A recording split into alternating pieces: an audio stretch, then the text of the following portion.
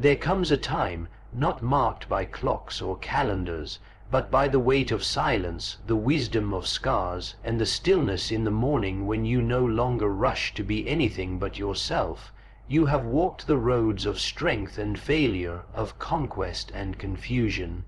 Perhaps you wore many masks, provider, protector, achiever, but now the call is no longer to wear, but to remove, not to accumulate, but to shed.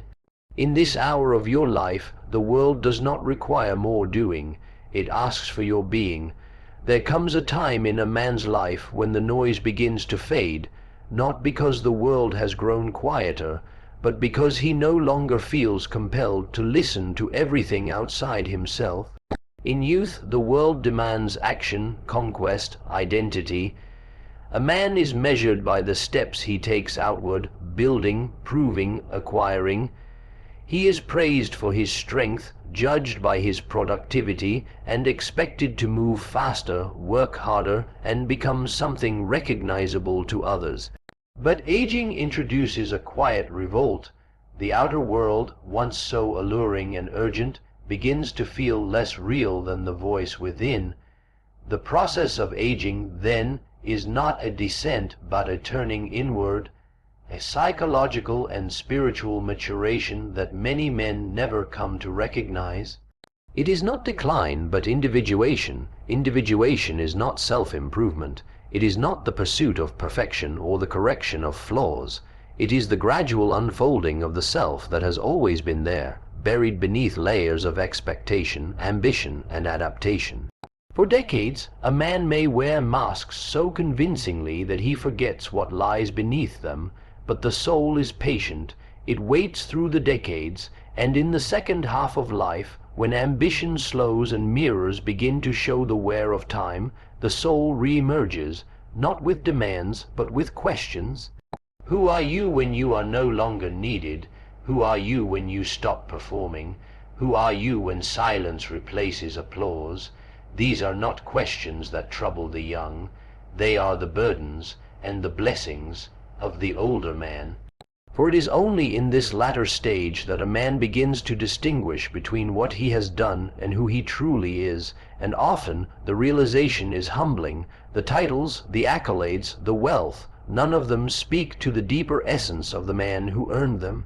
They were roles, not realities, costumes, not character. The beauty of aging is that it compels authenticity. A man begins to see through the illusions he once chased. He recognizes the futility of comparison, the weight of unresolved regret, the emptiness of constant striving. He learns that peace is not the absence of struggle, but the presence of understanding, and that understanding comes only when a man is brave enough to turn inward. To age well is to face the shadow. Every man carries within him a shadow, the sum of the parts he denied, repressed, or failed to live. The missed opportunities, the unspoken truths, the parts of himself he hid to remain acceptable, successful, or strong. Aging pulls back the curtain and brings these fragments to light, not to shame the man, but to complete him. Integration, not perfection, becomes the task. The older man is called not to erase the past, but to weave it into a coherent whole. Only by doing so does he become real, genuine in a way youth rarely allows. This is not easy work. It is often painful. Memories resurface not to haunt, but to heal. The grief a man once avoided now demands to be felt. The questions he once pushed away now require answers, not for others, but for himself.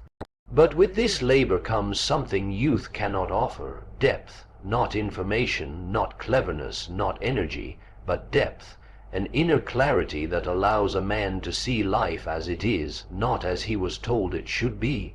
The role of the elder, then, is not to dominate, but to witness. He becomes a vessel of meaning in a culture obsessed with speed and surface. His worth is not in what he does, but in what he sees, and how he helps others to see as well. His wisdom is not a collection of facts, but a presence, a calm, rooted presence that tells others, "I have been through the storm, and there is a way through it. There is great freedom in this phase of life, but only for the man who chooses it." Many resist it. They cling to youth, to roles long outgrown, to fantasies of power and relevance. They fight the process, and in doing so they suffer. They miss the transformation available to them, not because it was hidden, but because it was unfamiliar. For transformation always asks us to die to something.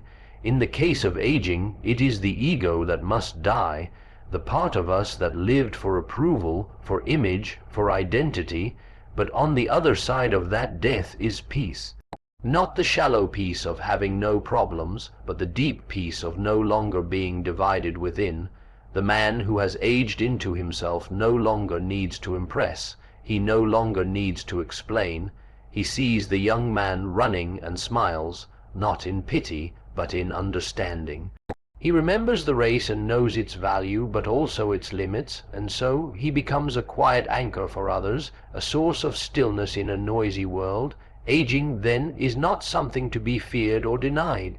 It is the most important phase of human development, the completion of the psychological journey.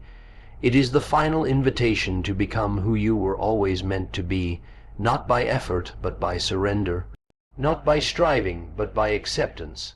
This is the wisdom that few men know because few are told, but those who discover it find a richness that youth cannot fathom. They find that the soul is not diminished by age, it is revealed. The light within does not dim with the body. In fact, it shines brighter, freed at last from the distractions of the world, and focused finally on what truly matters, to know oneself, to live with integrity, and to pass on not just lessons, but presence. There is a part of every man that he hides, not only from the world, but also from himself. It is the collection of things unsaid, unlived, unfaced. This is what we call the shadow, and with age it becomes harder to ignore.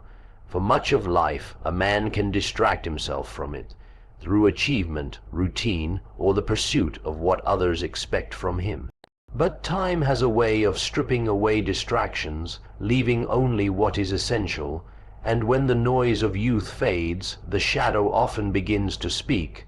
The shadow is not evil, though it can contain darkness. It is made up of all the aspects of the self that have been rejected or disowned. These may be anger, fear, envy, vulnerability, desire, or shame, but it also holds unlived potential, talents suppressed, passions denied, truths avoided. Most men are trained early on to become a particular kind of person, competent, reliable, strong. In that process, they are subtly taught to discard anything that does not fit the mold. They learn to disown their uncertainty, to suppress their sensitivity, to bury their longing. These parts do not disappear. They are pushed into the unconscious, where they form the shadow. With the passing of years, the weight of these buried elements begins to grow. Sometimes it manifests as bitterness, other times as restlessness or quiet despair. A man may achieve all he set out to do, only to find himself haunted by a sense that something essential was missed. This is the voice of the shadow, and it does not accuse. It reminds, it calls attention to the gap between the life lived and the life that might have been. Regret is often the form this reminder takes. It is not simply sorrow for mistakes, but an ache for what was never allowed to emerge. Regret is misunderstood in modern culture. We are often told to live without it, as if it were shameful or weak. But regret is deeply human. It is a sign that one has lived, chosen, and inevitably missed certain paths. To regret is not to dwell in the past, but to acknowledge the fullness of one's choices. It is a reckoning, and in that reckoning lies the possibility of growth. Older men who are willing to confront their regrets are not weakened by them, they are deepened. They learn that regret, when held with honesty and compassion, becomes a source of humility and wisdom. The man who refuses to look at his shadow who pretends he has nothing to regret becomes rigid. He grows defensive, cynical, or emotionally numb.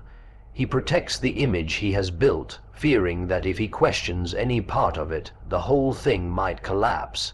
But this rigidity is a prison. The shadow does not go away simply because it is ignored. In fact, it becomes more dangerous. It may emerge in subtle forms: sarcasm, cruelty, disconnection. It may damage relationships, distort self-perception, and cloud one's final years with dissatisfaction. Yet there is another path. The man who chooses to face his shadow, especially later in life, begins a process of profound healing. He starts to reclaim the parts of himself he once rejected. He sees the angry young man not as a failure, but as someone who longed to be heard. He sees the desires he suppressed not as sins, but as signals pointing toward unmet needs. He may grieve for the time lost, but he also recovers something precious: authenticity.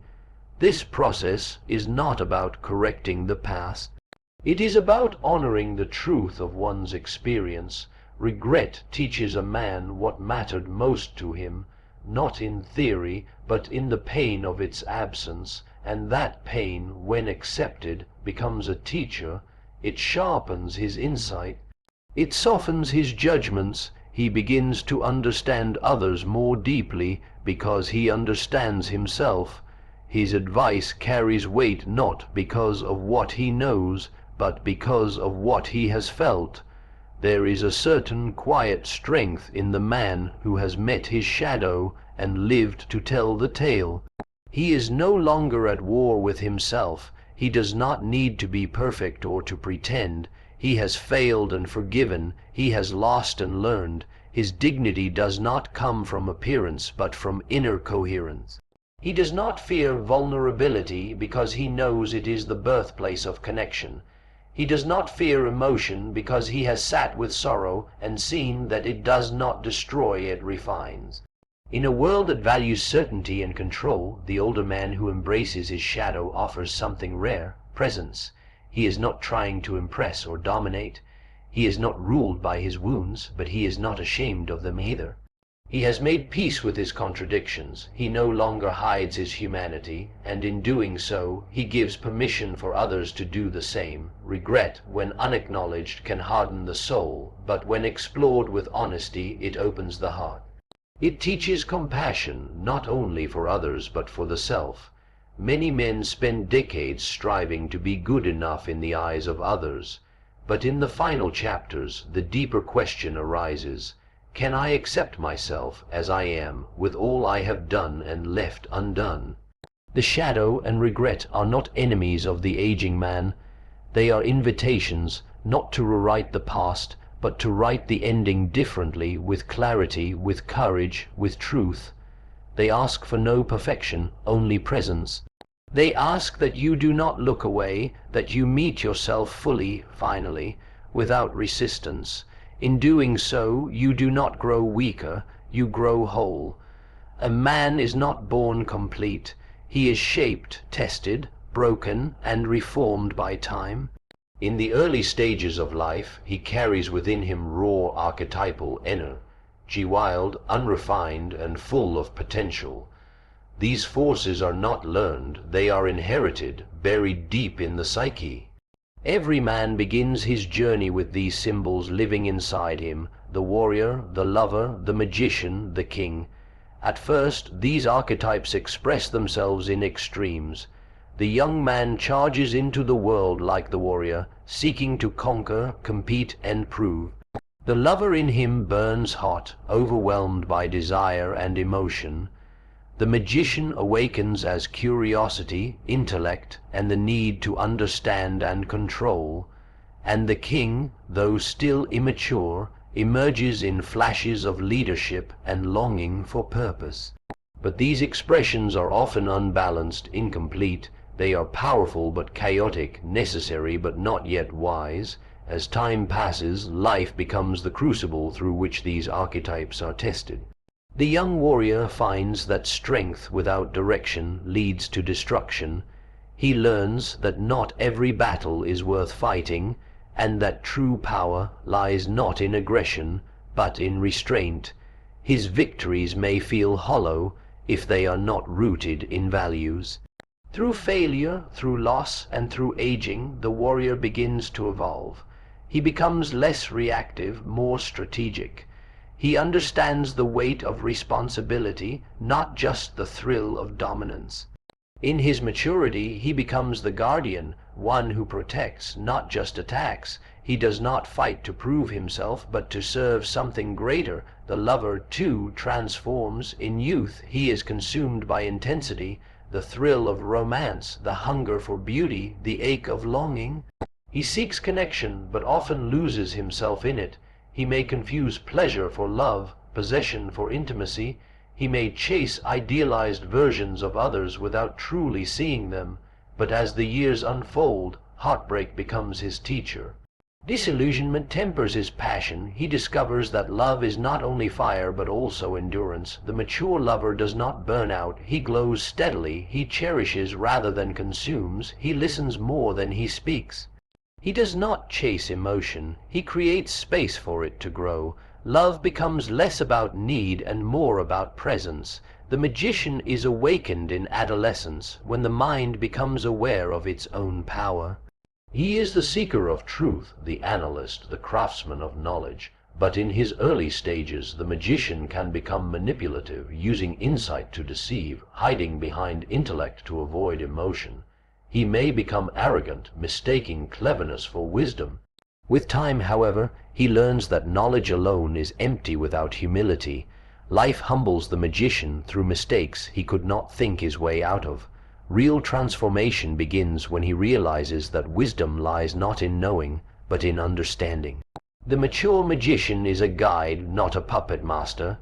He uses his gifts to illuminate, not control. He becomes the mentor, the teacher, the spiritual elder who sees beyond appearances. And then there is the king, the central archetype, the one that must be earned. In youth, the king appears in flashes of confidence, ambition, and leadership, but the young king is often unstable. He may act like a tyrant, seeking control over others to mask his insecurity, or he may retreat into passivity, avoiding responsibility for fear of failure. It is only through decades of trial that a man begins to understand the true nature of the king within him. He learns that ruling is not about control, but service. That leadership means holding space for others to thrive, not commanding them to follow. The king does not need to be the center of attention. His presence is enough. He creates order, not through fear, but through inner stability. These archetypes are not masks to be worn. They are energies to be balanced, integrated, and embodied. Each one serves a purpose at different stages of life. The warrior pushes a man into the world. The lover connects him to beauty and emotion. The magician teaches him to think and question, and the king unites them all into a coherent, mature self. But they do not mature automatically. Time alone is not enough. Many men grow older without ever growing up. They remain trapped in the immature expressions of these forces, repeating patterns instead of evolving beyond them. What makes the difference is reflection, honest, difficult reflection, and the willingness to change. A man must ask himself where he is stuck.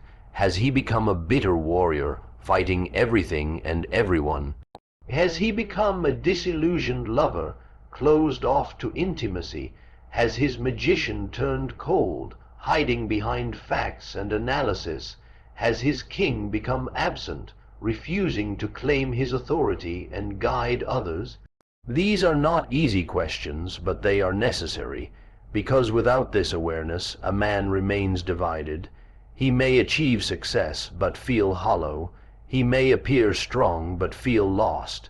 Integration means allowing each archetype its rightful place, without letting anyone dominate. It means recognizing that no single role defines him, that he is not just a worker, a lover, a thinker, or a leader, but a man in process, always becoming. The beauty of the second half of life is that it allows this integration to occur. The urgency of youth fades, and with it the need to prove. What remains is the opportunity to become whole. The masculine archetypes, once wild and unchecked, become allies. They no longer compete with one another. They collaborate. The warrior defends the king's values, the lover gives him compassion, the magician provides insight. The king, in turn, gives each their rightful task and keeps them in harmony. A man who reaches this stage is not without flaws. He still feels fear, still makes mistakes, but he is no longer ruled by unconscious forces. He recognizes his patterns, owns his shadow, and walks with a quiet dignity. He no longer needs to be seen as strong because he knows he is. He no longer needs to dominate to feel secure. He leads by presence, not performance. The boy within him does not disappear. He is embraced, honored, and guided. This is the journey of masculine maturity, not to become someone new, but to become fully oneself, to allow the raw energies of youth to be tempered by experience and turned into wisdom, to carry the fire with care, to stand not above others, but among them as a man who has seen, felt, and learned what it means to live. Time does not pass in a straight line. It folds back on itself, reflects, distorts, and reveals. To the young, time is an open road, an endless series of possibilities. It is something to be conquered, scheduled, filled. But to the man who has lived enough years to feel its texture rather than just measure its passing, time becomes something altogether different. It becomes a psychological mirror, a force that reflects not just events but meanings. It does not merely record what has happened. It shows what those happenings meant and what they continue to mean in the interior world. Time, when seen clearly, reveals the shape of a man's soul. There is something deeply unsettling about this transformation. The same events that once seemed inconsequential begin to carry unexpected weight. A harsh word spoken decades ago returns, not in sound but in feeling. A decision once brushed off as necessary now stirs unease. A love lost, a friend betrayed, a moment missed, all are brought forward by time, not to punish, but to be understood. As the body slows and distractions fall away, the psyche begins to gather its scattered pieces. It asks questions not out of guilt, but out of the need to become whole, and in this way time begins to speak. It speaks through memory first, not the memory of facts, but of emotion. One remembers not only what happened, but how it felt. The smell of a room long gone, the look in a mother's eyes, the sound of a child's laughter. These impressions return with surprising clarity. They are not nostalgia, they are messages. They ask, did you notice this when it happened? Did you live it fully? Did you let it shape you? Often the answer is no, because much of life is lived forward, not inward. The speed of the modern world encourages production, not reflection, but aging reverses this trend. Time begins to slow not only in reality, but psychologically. It becomes circular, inward, meditative. This inward movement is often disorienting. A man may find that while his outer life becomes quieter, his inner life becomes louder. Memories long buried rise to the surface, asking to be seen in the light of who he is now, not who he was then. Events once too painful or confusing to process begin to reorganize themselves. What once seemed random begins to form patterns. The betrayals, the losses, even the moments of joy, all begin to line up like symbols in a dream, revealing a deeper narrative. Time, now turned inward, becomes the analyst, the teacher, the silent companion that invites interpretation. What is revealed in this mirror is not always easy to face. A man may begin to see how often he acted out of fear rather than love. He may recognize the people he pushed away while chasing approval. He may see the potential he left unexplored, the kindness he withheld. held, the forgiveness he delayed. But he may also see something else, how hard he tried, how deeply he cared, even when he failed. Time does not just reflect wounds, it reveals endurance. A man begins to appreciate not only what he did wrong, but what he survived. His own life becomes a story not of perfection, but of persistence. Time also reveals the illusions he once believed in, the idea that happiness could be secured through success, that status would bring peace, that pain could be avoided through control. These illusions often shatter slowly, not all at once. They dissolve like fog, gradually revealing a clearer view of reality, and in this clarity a strange peace can emerge, not the peace of having everything resolved, but the peace of no longer needing to run from unresolved things. He no longer has to pretend that life made perfect sense. He sees now that meaning was never something given, it had to be made. This making of meaning is perhaps the greatest gift of time. It allows a man to see his life as a whole, not just as a sequence of events. It allows him to reconcile contradictions, to forgive both others and himself, to understand why certain things had to unfold as they did. Time shows him that his greatest strengths often came from his deepest wounds, that the people who hurt him were also hurt themselves, that the very things he wished away were often the soil from which his character grew. This is not sentimental revisionism, it is the psychological digestion of lived experience. A man who allows time to serve as a mirror begins to live differently. He becomes more present, not because he has mastered mindfulness, but because he has seen how fleeting and precious each moment truly is. He listens more, speaks less, and chooses more carefully where to place his energy. He understands that what matters most is often invisible: integrity, presence, the capacity to love and be loved. He no longer wastes time trying to be someone else, because he has spent enough time discovering who he really is. He also begins to value silence not as emptiness, but as space where truth can echo. He is not afraid to sit with himself, because he has made peace with his own company. He does not need to fill every moment with noise or distraction. He is not racing toward a goal, but living into a mystery.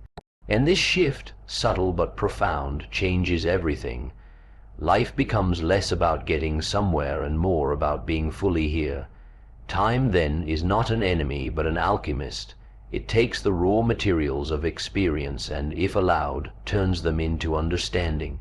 It teaches that nothing is wasted, not pain, not joy, not even regret. Everything belongs, everything contributes, everything speaks.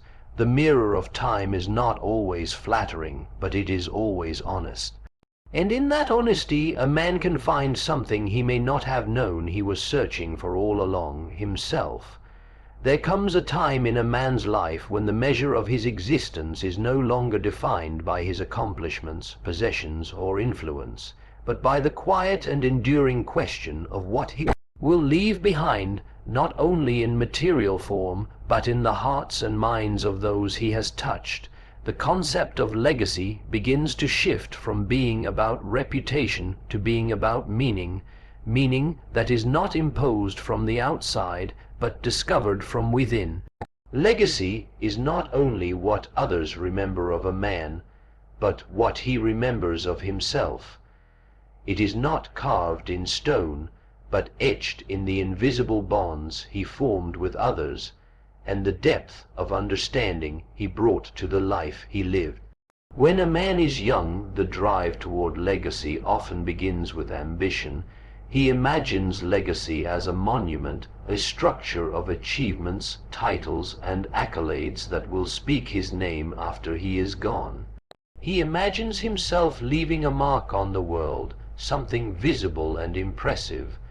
But as the years pass and the ambitions are either met, altered, or outgrown, he begins to notice that the people around him remember him less for what he did and more for how he made them feel. They remember the patience in his voice during difficult moments, the integrity with which he carried himself when no one was watching, the small acts of generosity that asked for nothing in return. These are the elements of legacy that time alone reveals. Not the loud things, but the lasting ones. Meaning, too, evolves with time. In youth, meaning is often sought in grand narratives, in changing the world, in creating something revolutionary, in being exceptional. But these ideals, while motivating, often serve as masks for deeper fears: the fear of insignificance, the fear of mortality, the fear of being forgotten. The older man sees this. He sees how meaning is not something to be achieved, but something to be lived. It resides not in the vast, but in the intimate, in the consistency of showing up, in the courage of being honest, in the devotion to something greater than the self. Meaning reveals itself through presence, through being fully where you are, with who you are, as you are. In reflecting on legacy, a man is invited to ask not just what he has done, but why he did it, not just what he left behind, but what it meant.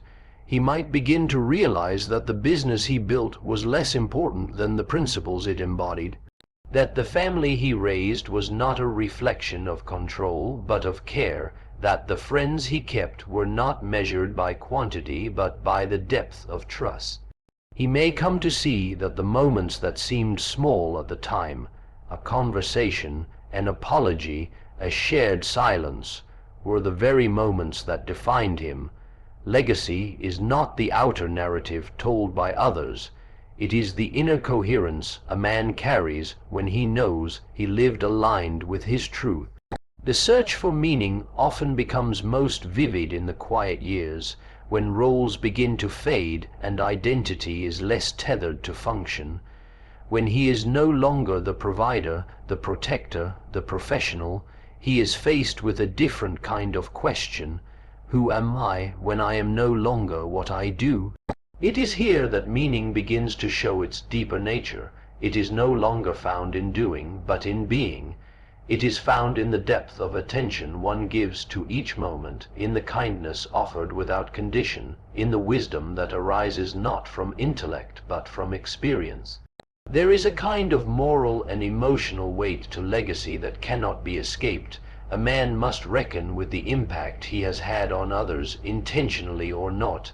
He must ask what kind of father, partner, friend, or citizen he has been.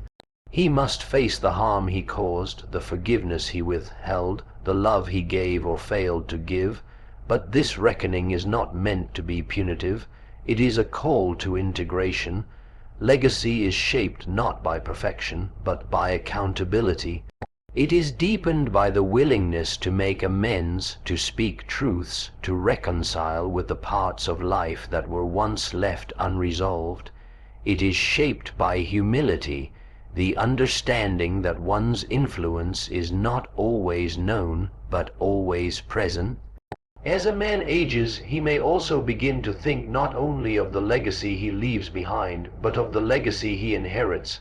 The words of his father, the wounds of his ancestors, the stories passed down through generations, all live within him. Some parts are burdens, others are blessings. He carries these forward, consciously or unconsciously, until he decides which to pass on and which to lay down. In this way, legacy becomes an act of choice. It is not merely what he transmits, but what he transforms. He does not need to repeat the past, he can refine it. He does not need to pass on pain, he can offer healing. Legacy is also a conversation with time. It asks a man to look both backward and forward, to honor where he came from, and to envision what his presence made possible. He may never see the fruits of all his efforts, but he can plant seeds with intention. He can shape the soil of his community, of his family, of his inner world, so that those who come after him inherit something fertile. He understands that the most enduring legacy is not found in what is named after him, but in what continues to grow because of him. In the end, legacy and meaning are not separate. They are two expressions of the same truth, that life is not measured in years, but in depth, that what matters most is not how loudly a man is remembered, but how deeply he was known, that the worth of a life lies not in its visibility, but in its authenticity. A man leaves his legacy every day, not in some distant future, but in the choices he makes now, and meaning is not found at the end of the road, but in every step, every word, every gesture that reflects who he truly is. Freedom is not the accumulation of power, possessions, or recognition. It is not found in the unending pursuit of more, nor in the struggle to hold everything together. True freedom, the kind that grants inner peace and quiet dignity, begins when a man learns to let go, not out of resignation, but out of realization. Letting go is not weakness, it is strength turned inward. It is the shedding of illusions, attachments, and identities that once felt necessary, but now only weigh him down. As time moves forward, the older man begins to understand that the things he held on to most tightly are often the very things that held him back. In releasing them, he does not lose himself, he finds himself. Letting go is a process that unfolds layer by layer. In youth, one is taught to grasp opportunities, relationships, success, and control. The world encourages possession. Own your future, own your identity, own your image. But with age, the limitations of this philosophy begin to surface. Control becomes exhausting. Ownership becomes burdensome. The effort to maintain every image, every plan, every outcome becomes an unsustainable weight. Slowly, life teaches the necessity of surrender, not the kind of surrender that leads to despair, but the kind that leads to clarity. Surrender to the truth that not everything can be controlled, not everyone can be pleased, not every outcome can be predicted. This form of letting go is deeply psychological. A man begins to loosen his grip on the narratives he built to protect himself. Perhaps he once believed he had to be the strong one, the provider, the problem solver. Perhaps he wore these roles like armor, never allowing vulnerability to show. But with reflection, he sees that in always being the strong one, he deprived himself of comfort. In always solving problems, he forgot how to listen. In letting go of these fixed roles, he does not become less. He becomes more whole. He allows himself to be seen not just as a figure of strength, but as a human being with depth, complexity, and emotion. Letting go also means releasing past grievances. It means facing the anger and resentment carried from old wounds, betrayals, failures, injustices, and choosing not to let them define the present. This is perhaps one of the hardest forms of release, because the ego clings to injury as a form of identity. It says, "This happened to me, I was wronged, I was denied." And while this may be true, clinging to that pain becomes its own prison.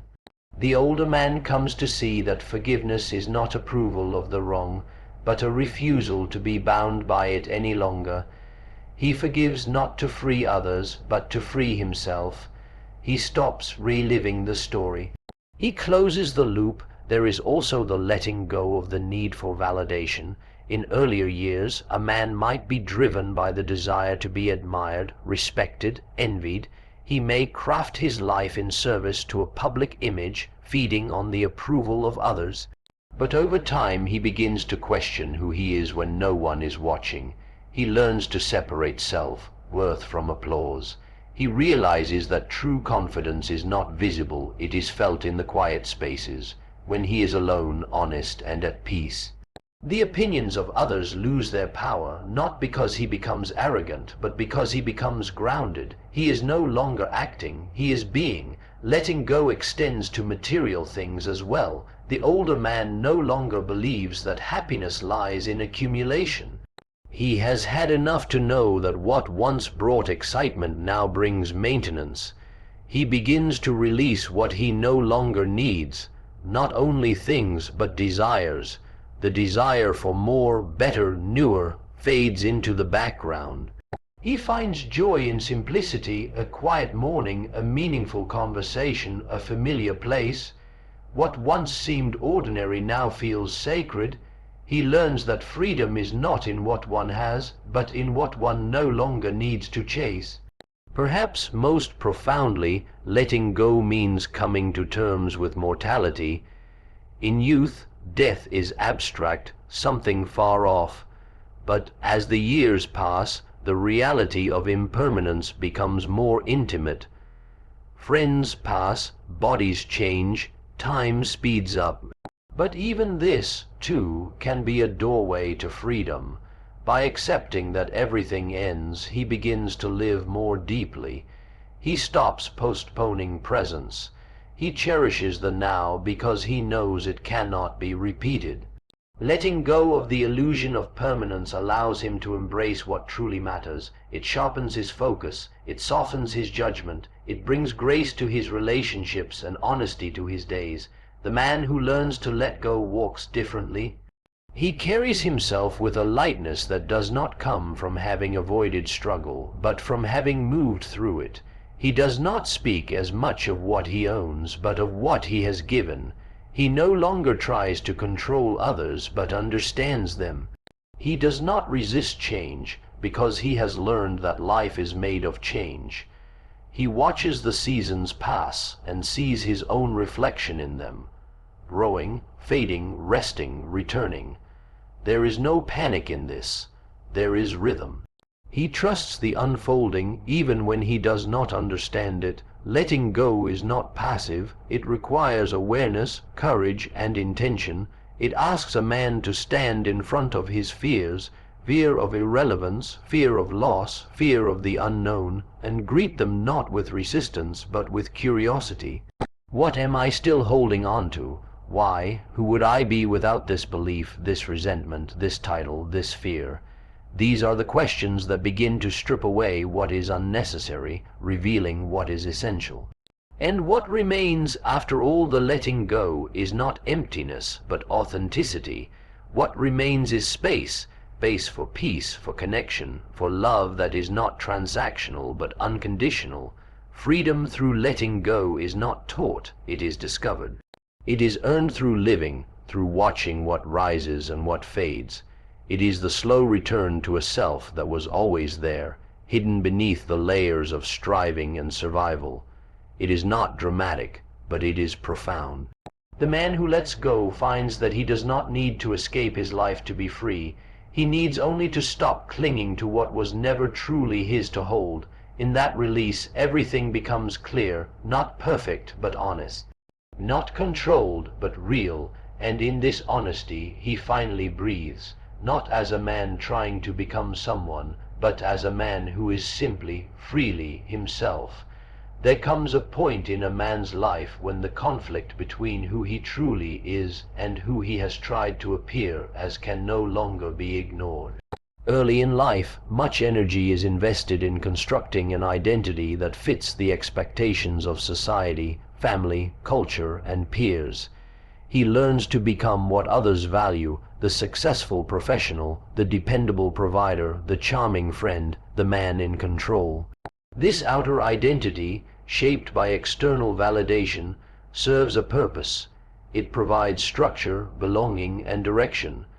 But as years pass and the outer world loses its capacity to define him, an older man begins to sense the quiet voice within that has long been muted.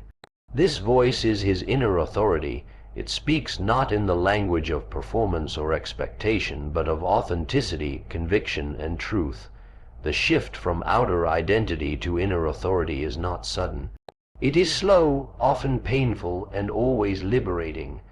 A man begins to notice the masks he wears, the smile that hides sadness, the strength that hides fear, the competence that hides confusion. He may start to feel a dissonance between the life he has built and the man he feels himself to be. What once felt like achievement now feels like performance. What once felt like success now feels like strain, and in this discomfort he is presented with a choice: continue serving the outer image or begin listening to the inner voice. This inner voice is subtle at first. It whispers in quiet moments of reflection. It stirs in dreams, in regrets, in sudden moments of stillness. It does not shout, it beckons. It asks questions that are inconvenient but necessary. What do you really believe? What are you pretending not to feel? Who are you when no one is looking? These questions dismantle the scaffolding of outer identity, not to leave a man exposed, but to invite him inward. For inner authority is not concerned with status, but with substance. It is not how loudly a man speaks, but how deeply he listens to himself. The transition toward inner authority often requires solitude. Not isolation, but the kind of solitude that allows space for self-honesty. In a world that constantly demands attention and affirmation, stepping back to hear oneself is an act of courage. The older man learns to separate noise from truth. He begins to value the silence that reveals what truly matters. He sees that outer identity is always temporary. It is a costume designed for a role that eventually ends. Inner authority, by contrast, is timeless. It does not age, it matures. The man who lives from outer identity often lives reactively. He shapes his choices around others' expectations, trying to manage impressions, avoid rejection, and secure approval. But the man guided by inner authority begins to act from principle, not pressure. He does not need to prove his worth because he has already discovered it within. He does not measure success by comparison, but by alignment. He can say no without guilt and yes without fear. His values are not borrowed, they are lived. This process often involves facing discomfort, because it means letting go of identities that once brought comfort or status. It means recognizing that some relationships were built on who he pretended to be, not who he truly is. It means grieving the self he thought he had to become in order to embrace the self he actually is.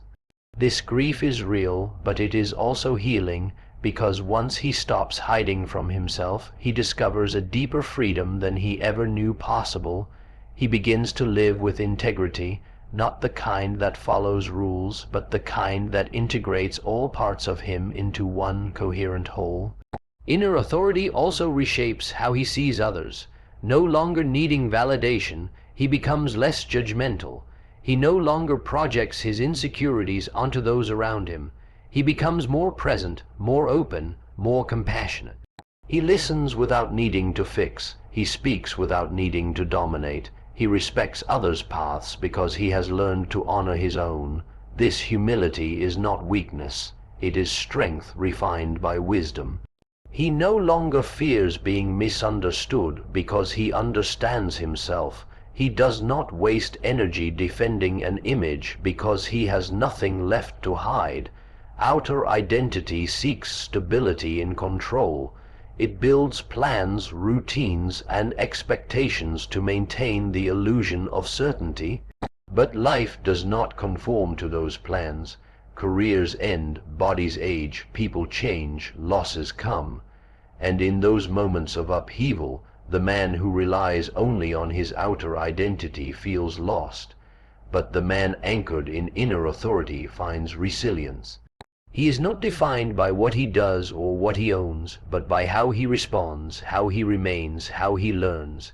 His identity is no longer a mask but a mirror, clear, honest, and grounded. There is a quiet confidence that comes with inner authority.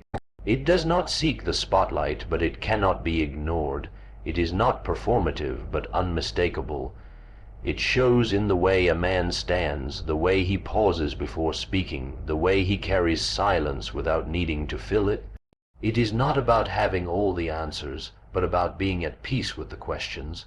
He no longer chases certainty. He honors complexity. He does not pretend to know everything, but he knows who he is. This journey from outer identity to inner authority is not linear, nor is it easy. It is a spiral path that revisits old fears, reopens old wounds, and reclaims forgotten parts of the self. But each step inward brings clarity, each layer shed brings lightness, and over time the man who once lived to be seen begins to live to see, more deeply, more truthfully, more fully. He becomes his own compass, not because he disregards others, but because he finally trusts his own direction.